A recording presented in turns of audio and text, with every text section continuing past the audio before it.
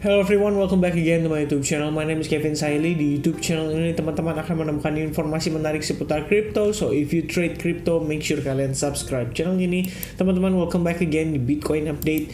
Jadi update hari ini masuk dari artikel dulu. Ada beberapa artikel yang pengen saya share. Pertama, 3AC Capital itu hendak bangkrut atau mulai mendapatkan notification ya bahwa sedikit di ujung ya atau di ujung tanduk, plus ada statement ternyata dari Gary Gensler yang menyebabkan market crypto suddenly drop tadi. Jadi kita start langsung dari 3AC terlebih dahulu. 3 Arrow Capital seperti yang kita tahu dari beberapa waktu lalu, ini udah lumayan banyak sekali di apa kita bilang ya, informasi yang beredar lah seputar 3 Arrows Capital ini berpotensi bangkrut ya, dalam arti di sini posisinya dia ada margin call ya di kisaran harga Bitcoin, Ethereum kayaknya, kisaran Ethereum.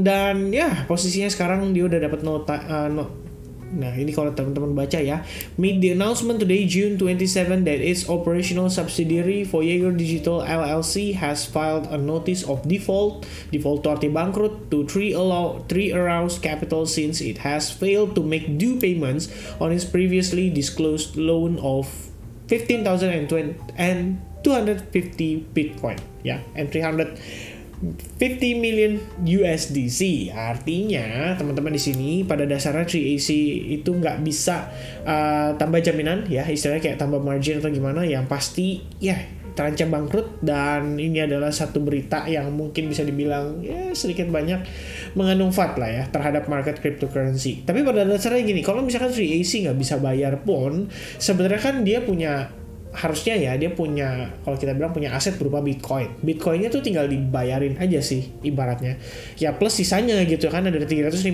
juta USDC. Nah itu dia harus bayar dalam cash. Meanwhile ya Bitcoinnya mungkin dihitung dengan value harga sekarang terus dipulangin ya itulah harusnya dihitungnya seperti itu, perkiraan saya sih. Tapi saya juga nggak tahu istilahnya sistem mereka seperti apa. To be honest, saya nggak mendalami terlalu jauh.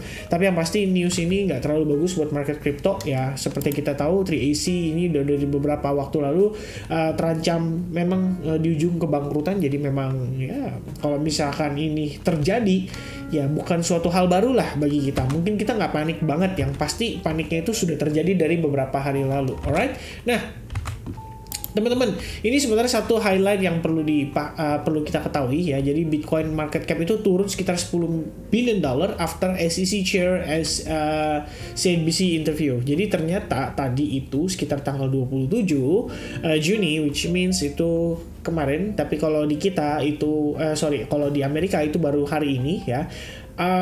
Gary Gensler itu memberikan pandangan ya. Apa yang dikatakan oleh Gary Gensler di sini? Ada banyak sekali resiko di market crypto, tapi tentu saja ada resiko juga di classic securities market. Jadi kayak saham lah anggapannya ya. Difference-nya atau perbedaannya adalah nggak ada aturan dan disclosure in the former to protect from fraud and manipulation atau penipuan dan manipulasi. Terus Gensler meyakinkan that there will be no spot Bitcoin ETF for now. Jadi ini adalah key point-nya. After speech ini atau after statement ini, setelah dia di interview, yang terjadi adalah Bitcoin tadi sempat rontok ya, langsung cepet banget prosesnya. Jadi saya rasa itu mungkin meresponi dari apa yang disampaikan oleh si Gary Gensler. Nah sekarang kita masuk ke dalam price actionnya, starting from time frame daily. Sebenarnya kalau untuk time frame weekly, closingnya sedikit banyak berada di area yang kemarin kita sudah discuss teman-teman. Cuman yang menjadi problem adalah closing secara time frame daily menunjukkan terbentuk bearish engulfing pattern, dan seandainya Bitcoin hari ini closingnya sedikit lebih rendah daripada Fibo 1272 atau $20.986, berarti big potentialnya Bitcoin akan kembali tertekan ya. Kita berbicara dari time frame gak hanya daily, tapi sebetulnya pada time frame hourly juga. Seperti yang kita udah discuss kemarin guys, posisi Bitcoin as long kita masih berada di bawah box biru yang ini, tentu saja tekanan sellers masih akan besar dan masih akan kembali sewaktu-waktu. Jadi dengan kondisi beberapa berita yang kita bisa consider sebagai berita ya nggak begitu baik atau nggak begitu positif buat market crypto, itu bisa menjadi dorongan juga untuk pada akhirnya ya Bitcoin kembali tertekan termasuk dengan kripto lainnya. Kalau misalnya kita lihat dari time frame hourly, last time kita discuss itu ya tuh biasanya saya agak lupa ya teman-teman ya. Bukan lupa sih, karena saya update almost all the time, terutama kita ngomongin kalau misalnya di grup advance ya, kita ada update terus. Ya posisi sekarang kita udah lihat guys, kita betul-betul terreject dari ascending channel, itu yang pertama. Kedua, memang bearish order block di sini juga menahan pergerakan Bitcoin, which means setelah kita ngetes lagi ke area order block, ini kita berbicara soal momentum. Makanya dari kemarin saya selalu sampaikan, selalu remind bahwa guys, yang harus dipahami itu dalam proses trading itu kita nggak cuman semerta-merta melihat area-area mana aja kita bisa entry. Nah permasalahannya adalah teman-teman itu dibiasakan dari dulu istilahnya kayak dikasih area serok lah, area beli lah, atau area-area yang berpotensi kepantul lah. Padahal ada logik yang lebih kompleks di balik pergerakan tersebut. Teman-teman perlu ketahui, bagi sebuah whales untuk dia bisa berjualan harus ada yang beli. Nah, istilahnya sometimes kondisi-kondisi seperti ini tuh perlu diciptakan supaya whales itu bisa jualan lebih banyak, sehingga kayak oke, harganya udah balik ke arah yang mungkin harga yang dia consider dia mau, tapi order yang ngebeli itu sedikit. That's why dia perlu create some kind of fake out kayak gini or like this supaya istilahnya orang-orang itu FOMO ya. Kalau misalnya lihat by the time ini terjadi breakout, makanya kemarin saya remind juga ke teman-teman untuk hati-hati, karena kita belum mendapatkan konfirmasi. Kalau teman-teman ikutin di Telegram itu harusnya kalian bisa baca ya, saya memberikan statement yang cukup clear bahwasannya after Bitcoin breakout itu saya sampaikan juga, perhatikan 2-3 candle setelahnya. Kalau misalkan kita bisa maintain di atas area ini, baru kita consider ini sebagai good dan potentially continue to the upside. Tapi masalahnya adalah next candle-nya itu langsung balik ke bawah, which means ini adalah fake out, dan fake out itu biasanya tendensinya adalah cenderung meneruskan pergerakan setelahnya.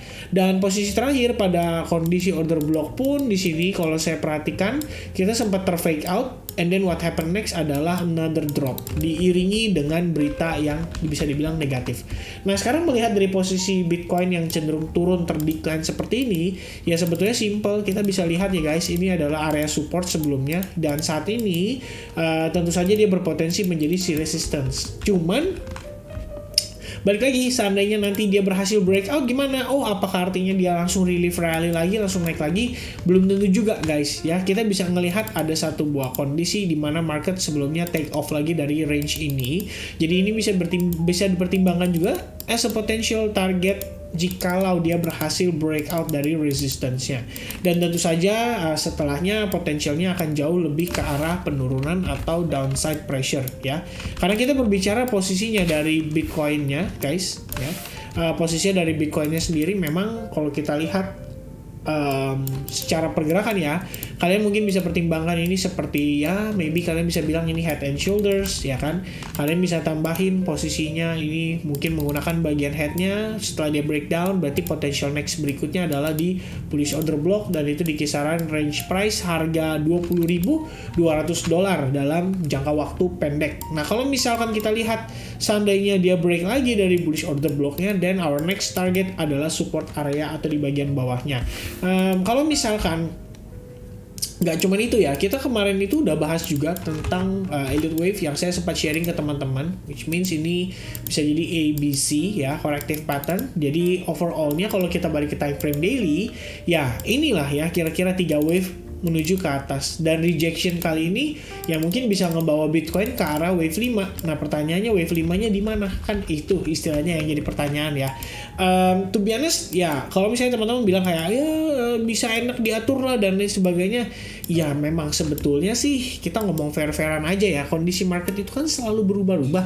Jadi kita nggak bisa yang namanya memastikan kayak kalau saya bilang segini ya ini prediksi ya guys, berarti ini pasti tercapai.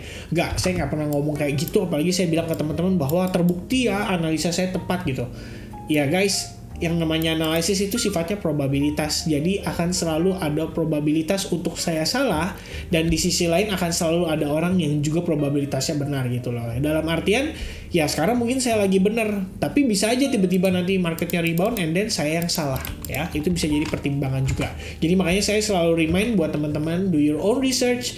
Don't forget bahwa apa yang saya sampaikan ini adalah opini pribadi, bukan sesuatu yang harus diikuti secara membabi buta tanpa mempertimbangkan hal-hal lain. Jadi ya kira-kira itulah sedikitnya masukan dari saya di akhir video ini ya. Setidaknya untuk dari personality dari saya pribadi, teman-teman udah tahu bagaimana saya menilai kondisi Bitcoin saat ini ya. Bisa dibilang ini reboundnya sekitar untuk testing aja possibility-nya untuk resistance. Kalau misalnya dia break tembus, maybe kita akan ngejar ke area potential ya pokoknya reaction terakhir lah ya dari buyers-nya. Jadi ya kita lihat dulu lah between dua area ini, apakah dia akan meneruskan pelemahan atau justru kita bakal ngelihat dia rebound signifikan banget ya.